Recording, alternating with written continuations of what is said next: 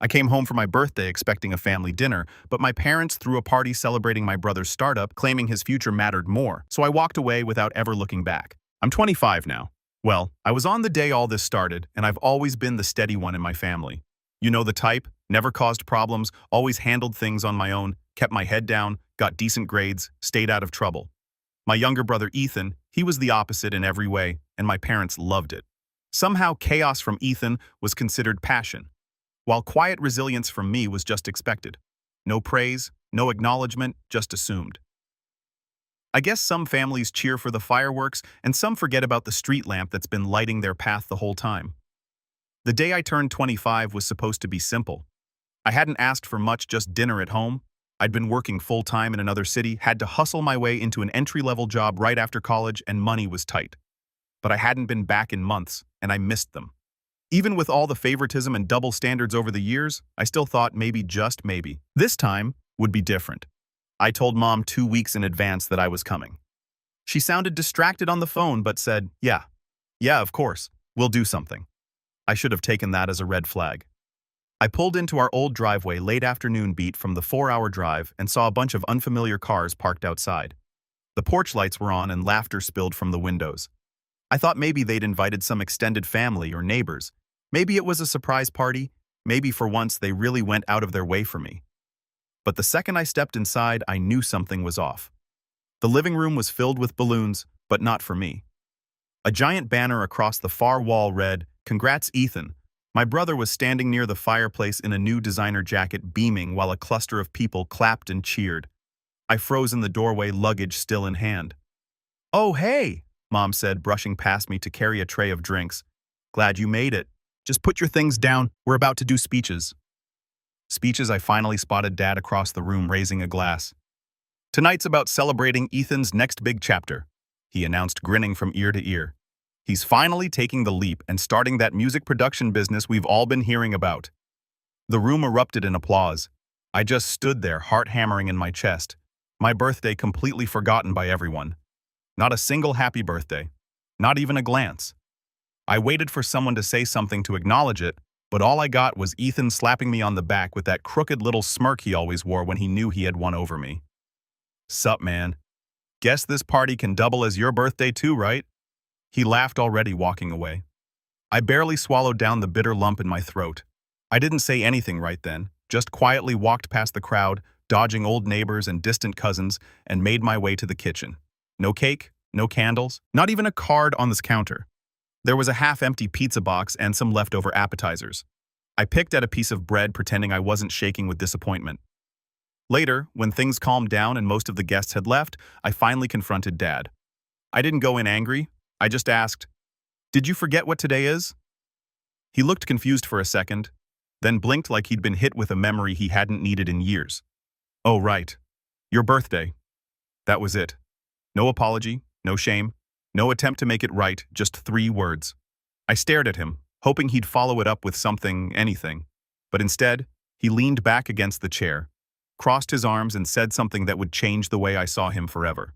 "Don't make this about you, Caleb. Your brother's future matters more right now." I didn't respond, not out loud. I just nodded, turned, and went upstairs to my old room, the one that still had dusty trophies from middle school shoved in the corner. I sat on the edge of the bed for a long time, staring at the floor, my jaw clenched so tight it hurt. I thought about all the times I'd been overlooked, all the birthdays they'd brushed aside, the college acceptance they barely acknowledged, the job I landed on my own without help or money or even a "we're proud of you." That night, I didn't cry. I didn't rage. I just decided something I didn't fully understand in that moment but felt deep in my bones. I was done trying to earn their approval.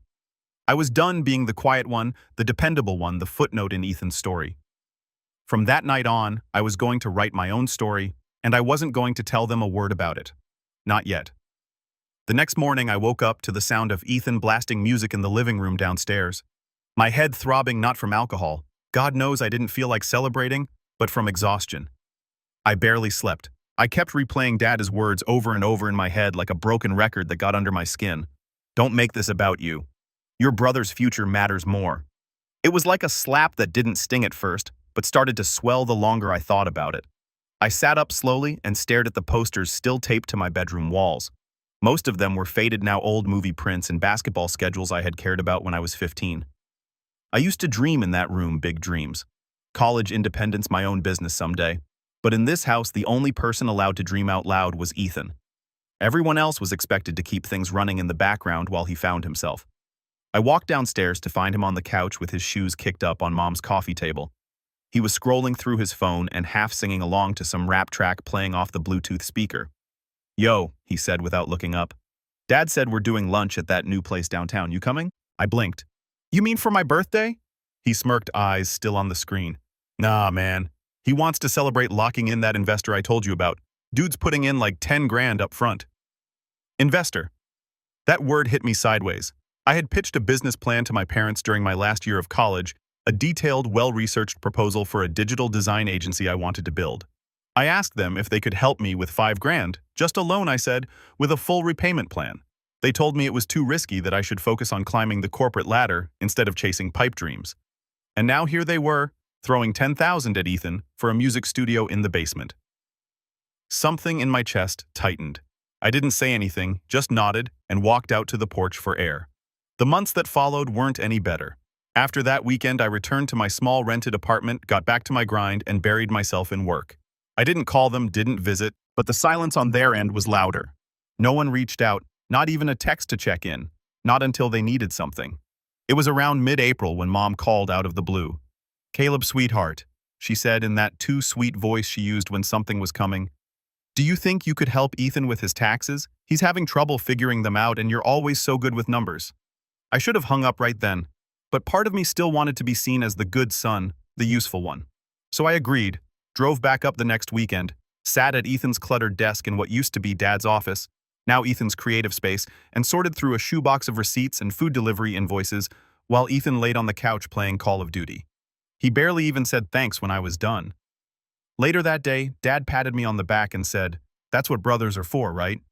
That same night, I overheard a conversation that burned itself into my memory. They thought I'd already left, but I just stepped outside to grab something from my car. The kitchen window was cracked, and I could hear them inside, Dad, Mom, and Ethan laughing over something. Then Mom said, "You know, I honestly think Caleb's the kind of guy who'll just keep going no matter how we treat him. He doesn't need much." Dad chuckled. "That's what I've always said. He's solid. Ethan's the one we got to keep encouraging. He's got the real talent, the vision." Ethan snorted. "Caleb's basically a calculator in pants." They all laughed. I remember standing there, one hand on the car door handle, the other clenching into a fist so tight I left little crescents in my palm. I didn't go back inside. I got in the car and drove straight back to my apartment in silence. That was the moment something shifted in me. Whatever thread had kept me tethered to them, some fragile hope that things might change, snapped clean. I stopped replying to calls, blocked group chats. I didn't even go back for Christmas. My phone buzzed all day that morning with messages like, "We're doing dinner at 6 o'clock if you change your mind." And don't be dramatic, Caleb. I spent the day in my apartment alone, a frozen lasagna in the oven, watching snowfall blanket the streets outside. And for the first time in years, I didn't feel lonely. I felt free. They didn't take the hint. 2 months later, I got a letter in the mail, a wedding invitation. Ethan was getting married. Her name was Carly. I had met her once briefly. Seemed sweet, a little quiet. I didn't really know her. But what floored me wasn't the fact that Ethan was getting married. It was that the invitation had no +1, and my name was printed wrong. Caleb Jensen with a K. No note, no handwritten message, just a printed invitation, like I was some distant cousin they felt obligated to include. I almost threw it out, but I didn't. I kept it. Around that time, I had started a small freelance side hustle. Nothing big, just building websites for small businesses in my area. But I was good at it. Word spread. Projects started to come in steadily and then faster. I was still working my full-time job, but I was now pulling in more money from my side hustle than my main gig. I poured myself into it, learned everything I could, stayed up late, studying SEO, marketing funnels, automation. I taught myself design software, ran ad campaigns, and networked like crazy. And I never once told my family a word. Meanwhile, Ethan's music studio was bleeding money. I knew because he accidentally posted a story on Instagram showing his equipment listed for resale. Captioned, "Sucks when dreams cost more than they earn." He later deleted it, but I saw it. And I didn't feel bad. Not long after, Mom called again. This time, it was about the wedding. Hey, sweetie, she started fake casual. So about Ethan's wedding. We're thinking you might be willing to help out a little financially. It would mean a lot. I let the silence stretch before responding. Why would I do that? She was caught off guard. Well, because you're doing pretty well. Right? Ethan's been struggling a bit and Carly's parents aren't contributing much. And you want me to foot the bill? Not all of it, honey. Just a few things. Maybe the venue deposit or the DJ. You know, Ethan's always been more of a creative than a numbers person. I laughed. For the first time in months, I actually laughed. You do realize today's the first time you've called me in over 5 months, right? Caleb, don't be petty. I almost lost it. Petty. You forgot my birthday funded Ethan's fake business, mocked me behind my back, and now you want money because you think I'm doing well. You think I owe him something. You're his brother, she said flatly. Family helps each other. I ended the call. That's when I started planning. It wasn't revenge, not yet. But it was preparation. I was done reacting. From now on, I'd be 10 steps ahead. I started documenting everything. Old text messages, voicemails, emails.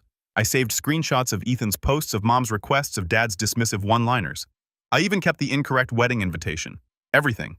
Because something told me they weren't done yet. And I was right. 2 weeks before the wedding, I got another call. This time from Ethan. Yo, he said. So mom told me you were being kind of a tightwad about the wedding. What's the deal? I didn't say anything. Look, man, I know we don't always see eye to eye, but I really thought you'd step up. Carly's stressed. We're short on funds and you're just sitting there stacking cash. You don't know anything about my life, I said. He scoffed. You're the one who ghosted the family. Maybe if you hadn't cut everyone off, you wouldn't feel so left out now.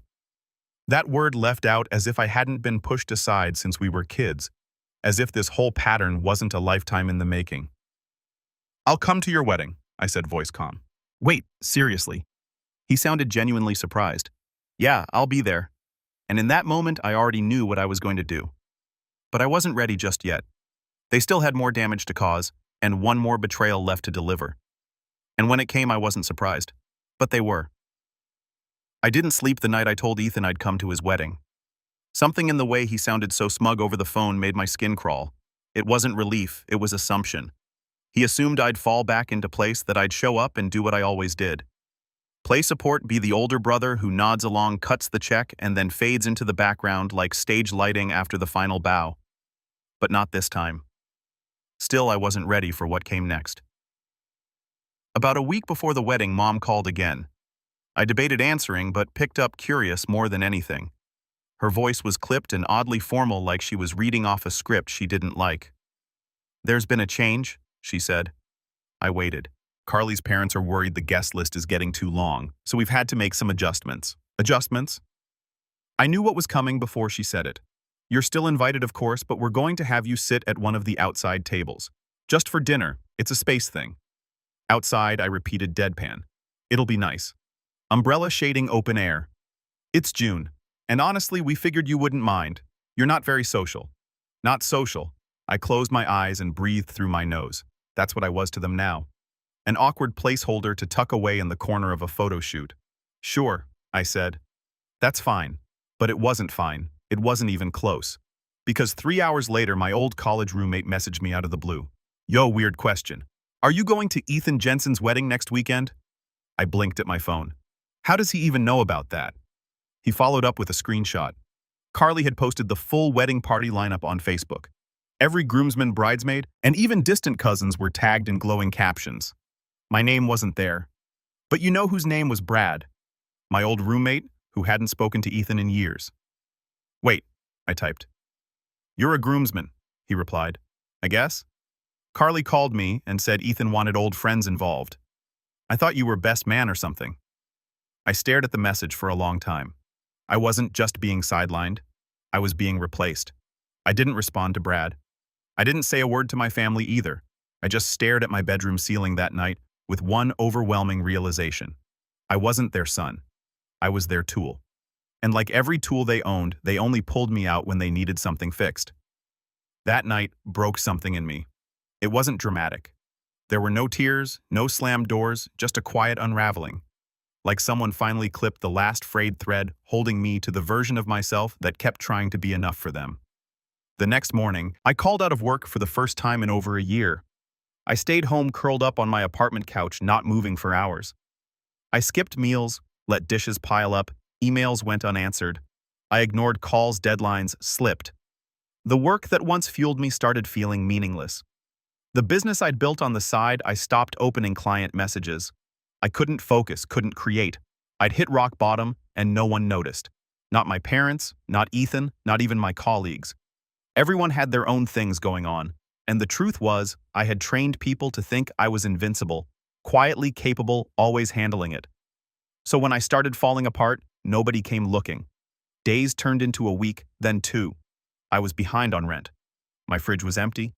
I lived off crackers and whatever I could find in the pantry. My landlord left a note under my door about missed payments. I couldn't even bring myself to care. I felt like a ghost. Until one night around 2 a.m., I got a text from someone unexpected. It was Carly. The message was simple. "Hey, can we talk?" I stared at it for a long time before responding.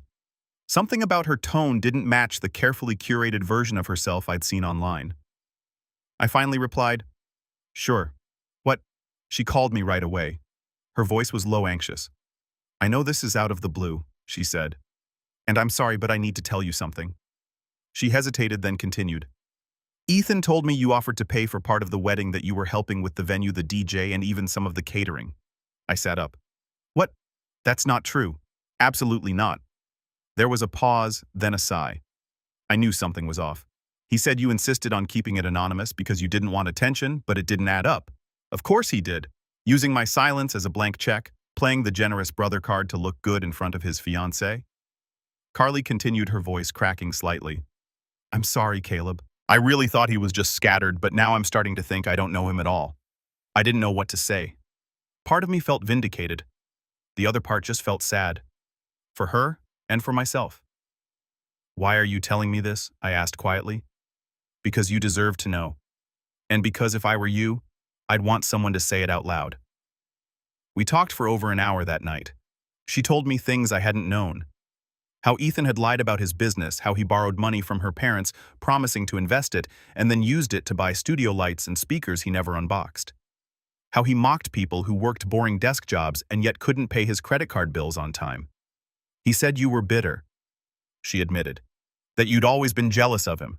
That you tried to compete but couldn't keep up." I laughed. Not because it was funny, but because it was familiar. Of course, that was the story he told. That was always the story. Caleb, the cold, calculating killjoy. Ethan, the free spirit, unfairly burdened by a boring older brother who didn't get him. "Thank you for telling me," I said finally. She paused. "Are you still coming to the wedding? I haven't decided yet." Another pause. "If you do come, please don't bring a gift." That made me chuckle. You're the first person to say that to me. We ended the call on good terms. And for the first time in weeks, I felt something crack through the fog I'd been living in. Not hope, not yet, but direction. That night I made a list. Not a revenge plan, not yet, just a list of everything I needed to do to get myself back. Reopen client messages, clear backlog, get rent current, start saving again, register the business, officially build a portfolio website, apply for that accelerator program I bookmarked. It didn't all happen at once. In fact, it was brutal at first. My motivation came in fits and starts. Some days I still sat in silence for hours, but every day I crossed off at least one thing. I started setting timers. 30 minutes of focus, then rest. Rinse, repeat. Clients started coming back. I got a referral from someone I hadn't spoken to in a year. I launched my site, built case studies, took better photos of my work, branded my service properly, designed a new logo, started an Instagram for my agency. Within a month, I had 3 retainer clients paying more than I'd ever made in a single month before. I finally paid off what I owed in rent, even replaced my broken laptop with a brand new machine. And all of it I did without a word to my family. They had no idea who I was becoming, but soon they would, because I had one last thing left on that list, and it involved showing up to the wedding. Not as the forgotten brother, but as someone they never saw coming. And the best part, they still hadn't delivered the final betrayal yet, but it was coming. And when it did, I was going to be ready. I didn't RSVP to the wedding. That was deliberate, not out of spite, not out of laziness. I wanted them to wonder, to guess, to talk about it. I wanted them to feel my absence before I ever stepped into the room. And trust me, they did. I heard through an old neighbor, Mrs. Gentry, that my mom was mildly panicking the week before the wedding. I'd run into Mrs. Gentry at the post office and, against my better judgment, made small talk. Turns out she'd been invited to the wedding and assumed I had to. They kept asking if you were coming, she said, fanning herself with a coupon flyer. Your mother told the florist you were too busy with tech stuff to help, but she looked like she'd eaten sour lemons. I smiled politely, but inside I was savoring every word. The truth was, I had been very busy. In the last month, I'd quietly built something that no one in my family knew existed. My freelance design hustle had become a legitimate company, Jensen Creative Company, with an actual LLC bank account, brand identity, and more clients than I could handle on my own. I'd even brought on 2 subcontractors, one for copywriting, one for back-end dev work. We were small, lean, and fast, the kind of operation Ethan pretended to run. Only mine actually paid people. And I didn't just stop there. I took some of that growing cash flow and invested it aggressively. Courses, SEO tools, sponsored posts. My business Instagram started gaining traction, so did my LinkedIn. A few viral tweets from industry folks brought traffic to my new website, and I started getting cold inquiries from actual startups. I was riding the wave, but I hadn't forgotten, not even close. While they were preparing for a wedding, I was preparing for a performance. The revenge wasn't going to be petty.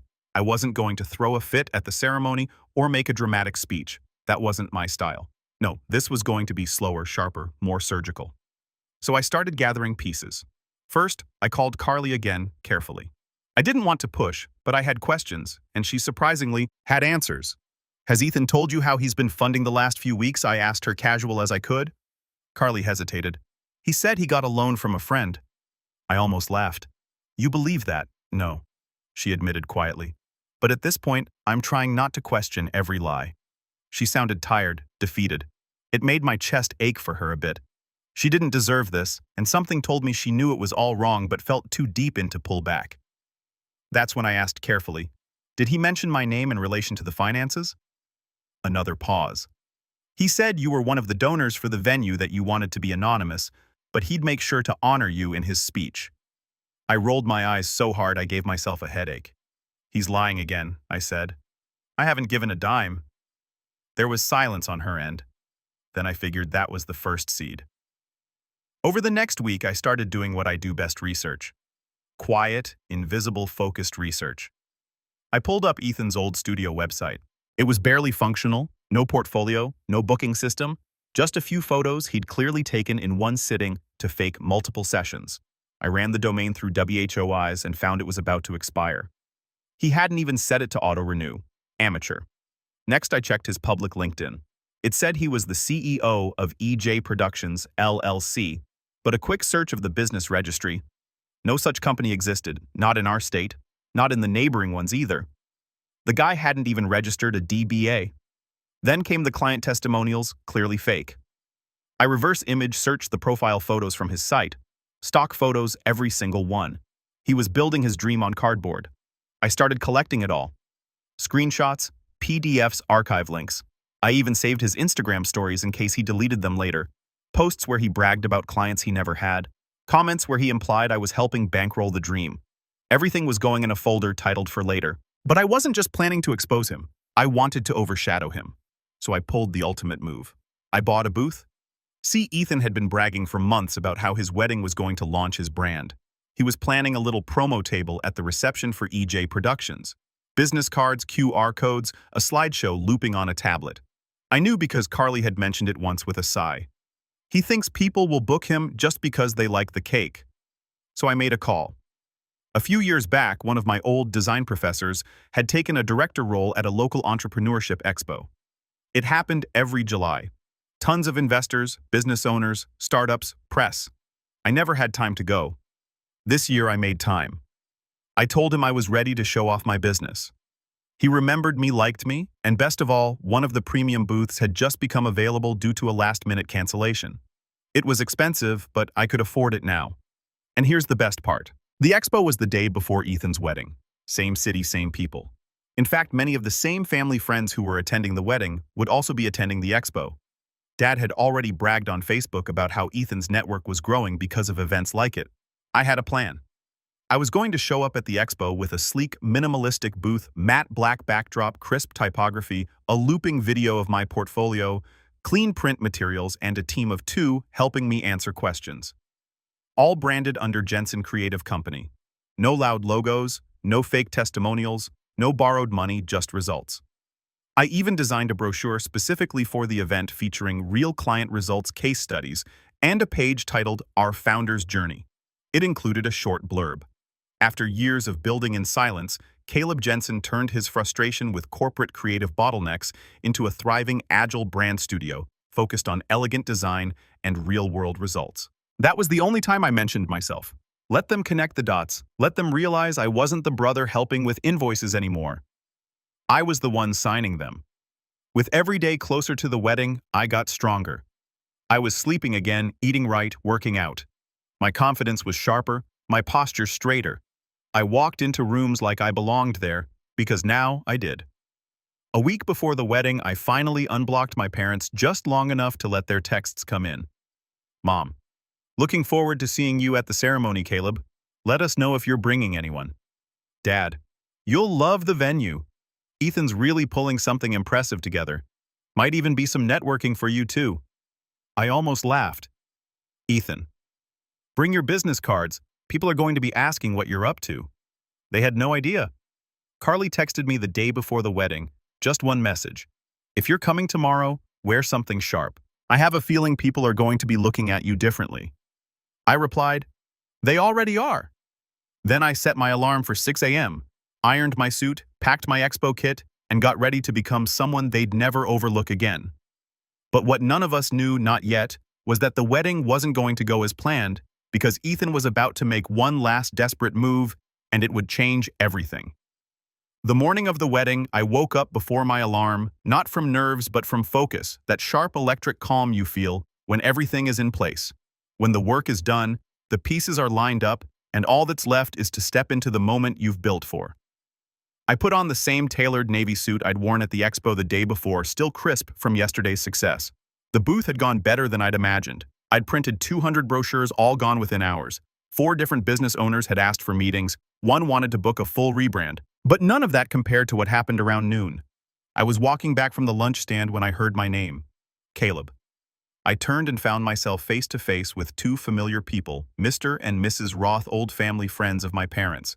I hadn't seen them in years. Your booth was fantastic, Mrs. Roth said, smiling. We just spoke to your partner. What you've built, it's remarkable. I blinked. Partner. She gestured behind me. I turned, and there stood Carly wearing jeans, a plain t-shirt. No makeup, just her calm, collected reel. We locked eyes, and I knew. She wasn't marrying Ethan. I excused myself and walked over. She spoke first. He lied again about the venue, about the funding, about everything. My heart thudded. Did something happen? She nodded. Last night he asked me to sign something, a joint account agreement. Said it was just to help with day of logistics, but I read the fine print. I didn't speak, just listened. He was trying to get access to my inheritance, the money my grandmother left me. Told me it'd go right back into our future. She gave a dry, bitter laugh. I told him no.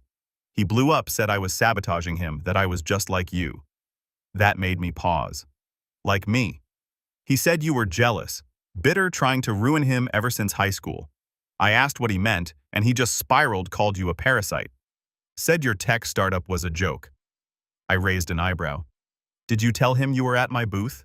She smiled faintly. Didn't get the chance. I packed my bags, left the ring on the counter, and walked out before dawn. There was a long silence, and then I said, Do you still want to go to the wedding? She laughed. Only if I get to sit next to you. We showed up at 4 p.m. sharp. The venue was an upscale estate-style property with a massive fountain out front, rented white folding chairs arranged in neat rows, and a live band playing something vaguely romantic. Guests were milling around dressed in linen suits and pastel gowns, sipping champagne and taking pictures under string lights. It was picture perfect, except there was no bride. I spotted Mom and Dad first. Mom was in a sky blue dress, pacing furiously near the bridal tent. Dad stood nearby, whispering into his phone like it was a bomb detonator. And then Ethan emerged, hair slicked back, face red, tucks wrinkled from sweat. He froze when he saw us. His eyes landed on Carly and went wide with disbelief. You have got to be kidding me, he muttered, storming over. You brought him. Carly stayed composed. No, Ethan. I came with him. You're welcome. He turned to me, venom in his voice. What the hell did you say to her? I didn't blink. Nothing you didn't already prove on your own. He tried to laugh it off, looking around to see who was watching. You think this changes anything? Everyone's still here for me. They don't care about your little app or whatever it is you're doing. I shrugged. That's fine. I didn't come here for attention. Carly crossed her arms. Then he won't mind if I make an announcement, right? Before Ethan could react, she stepped onto the small raised stage near the fountain, the one where they were supposed to exchange vows. She picked up the mic and tapped it. The room went still. Hi, everyone. I just wanted to let you all know that there won't be a wedding today. And that's okay. Plans change. People change. And sometimes you find out things about someone that make it very clear they're not your future. A stunned silence fell over the guests. Carly continued, voice steady. I wish Ethan the best. I really do. But I won't be marrying someone who lies to me, manipulates my finances, or disrespects his family. And I especially won't marry someone who spent years tearing down his own brother just to feel taller. All heads turned to me. I stood still calm. Let them look. And then Carly said the final line. Oh, and by the way, if any of you are looking for an actual business to support, check out Jensen Creative Company. They had a booth at the Startup Expo yesterday. They're the real deal. Polite applause, not overwhelming, but real. Mrs. Roth clapped. So did a few others. Ethan's face was a portrait of confusion, rage, and disbelief. You set this up, he hissed, turning back to me. You poisoned her. You? No, I said, finally cutting him off. You did this to yourself. I just stopped cleaning up your messes. And then I walked away. I left before the guests started filtering out, before the aunts came over to whisper condolences, before my parents could spin it into another Caleb-caused disaster. I didn't need to see their reaction. I already knew. Later that night, I got a text from Dad. You've made your point. I didn't reply. Mom followed with you embarrassed the whole family. To that, I wrote back one line. No, I revealed the truth. You just didn't like the audience.